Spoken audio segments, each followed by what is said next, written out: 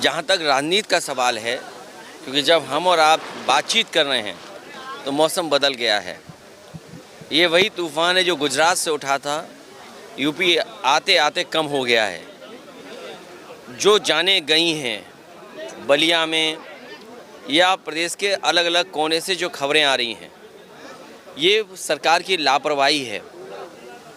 सरकार को इलाज का इंतज़ाम और समय पर उनको निर्देश देना कि अगर ऐसी गर्मी है तो उनके ऊपर क्या संकट आ सकता है, उससे सावधान करना था।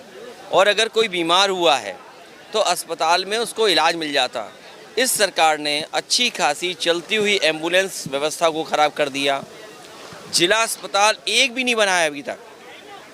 बीजेपी ये बताए कि उत्तर प्रदेश में पिछले 6 साल में अगर एक भी जिला अस्पताल बनाया हो जिसमें गरीबों का इलाज हो रहा हो, गरीब किसान वही लोगों की जान गई है, क्योंकि उनको समय पर न भोजन मिला, न समय पर पर्याप्त दवाइयाँ मिली और जो इलाज मिल जाना चाहिए था नहीं मिला, जिसके कारण बड़े पैमाने पे जान गई हैं।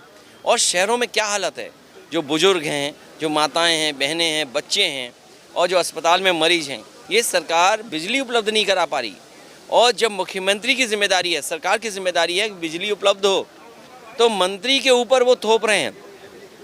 सवाल तो ये है कि मंत्री तो आज आए हैं, अगर उत्तर प्रदेश की बिजली की व्यवस्था को ठीक करने की जिम्मेदारी अगर किसी की थी तो मुख्यमंत्री की थी। मैं और समाजवादी लोग ये जानना चाहते हैं कि निवेली निगलाइट जो एक पावर प्लांट लग रहा था भोगनीपुर, वो क्यों नहीं शुरू हुआ? पनकी का बना हुआ पावर प्लांट क्यों नहीं समय से शुरू हुआ? यहाँ बगल में ही आपके एटा में जवाहरपुर परियोजना जो समाजवादी सरकार में बनी थी, वो क्यों नहीं पर्याप्त शुरू हुई? ये मुख्यमंत्री जिनकी सरकार की जिम्मेदारी थी, उनकी जिम्मेदारी थी और थोप रहे हैं मंत्री पर कि मंत्री की जिम्मेदारी है। अगर बिजली का संकट उत्तर प्रदेश में आया है तो उसके लिए जिम्मेदार मुख्यमंत्री खुद हैं, भारतीय जनता पार्टी की सरकार खुद है। सर, 2024 का चुनाव बहुत नजदीक आ गया, विपक्ष कितना एकजुट हो रहा है? क्योंकि आपने तो आह्वान किया था, सब एकजुट। देखिए, जहाँ तक उत्तर प्रदेश का सवाल है, 14 में भाजपा यहीं से आई थी और 24 में मुझे पूरा भरोसा है यहीं से भाजपा जाएगी।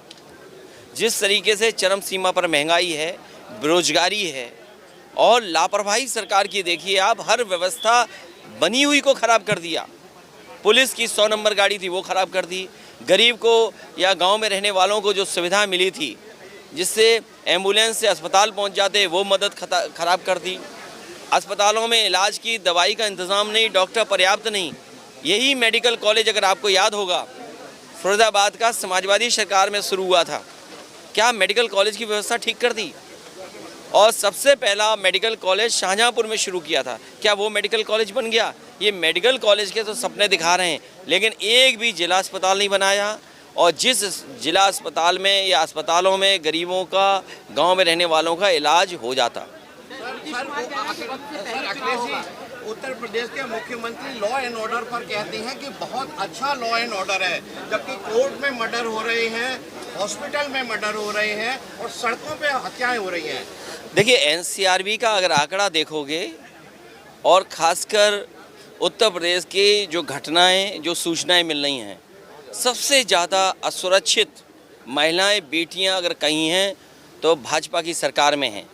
जब भारतीय जनता पार्टी के नेता खुद थाने में घुस करके अपहरणकर्ताओं को बचाएंगे, उनको उठा ले जाएंगे, जब भारतीय जनता पार्टी के लोग खुद दंगा कराएंगे, भारतीय जनता पार्टी के लोग खुद शामिल हैं घटनाओं में, तो क्या उम्मीद करोगे कानून व्यवस्था ठीक होगी? और फिर जिस पुलिस पे हमें भरोसा है, आपका भरोसा है कि इस समय पर मदद करेगी, वो चांदी की चोरी में लगी हुई है, वसूली में लगी हुई है, झूठे मुकदमे, नाम बढ़ाना, नाम घटाना, पैसा वसूल लेना। और फिर आपको, हमको दुख इस बात का है कि उत्तर प्रदेश में, इतना बड़ा प्रदेश जहां पर अभी तक कार्यवाहक डीजीपी है, क्या कोई कल्पना कर सकता है कि कार्यवाहक डीजीपी उत्तर प्रदेश में अभी तक? सर, मेरा अंतिम प्रश्न है, आपने कहा था कि दलित, पिछड़ा और अल्पसंख्यक एक हो जाएं तो भाजपा को हटाने का रास्ता जल्दी साफ हो जाएगा। एनडीए के मुकाबले मैंने कहा पीडीए, और मैंने कहा पिछड़े, दलित, अल्पसंख्यक, मुसलमान भाई, क्योंकि सबसे ज़्यादा भेदभाव इनके साथ हो रहा है। मैंने किसी को एक्सक्लूड नहीं किया है, सबको शामिल करते हुए कहा और कहा कि 80 हराओ भाजपा हटाओ, क्योंकि उत्तर प्रदेश में 2014 से ही जीत रहे हैं, तो 24 में इनका जाना तय है, क्योंकि इनके पास महंगाई का सवाल जवाब नहीं है। क्या ये बताएंगे रिफाइंड तेल की कीमत क्या है, डीजल पेट्रोल और सामग्री, और वहीं का वही किसान को जो एमएसपी मिलनी चाहिए, आलू का क्या सरकार ने खरीद की? विधानसभा में सरकार ने कहा कि हम आलू खरीदेंगे, बताओ कितना आलू खरीदा? इनके केंद्रों पे गेहूं नहीं पहुंचा, प्राइवेट कंपनियां गेहूं खरीद ले गईं, और शहरों में आटे की कीमत क्या है? तो इस तरह ये सरकार ने किसी भी फसल का एमएसपी नहीं तय किया।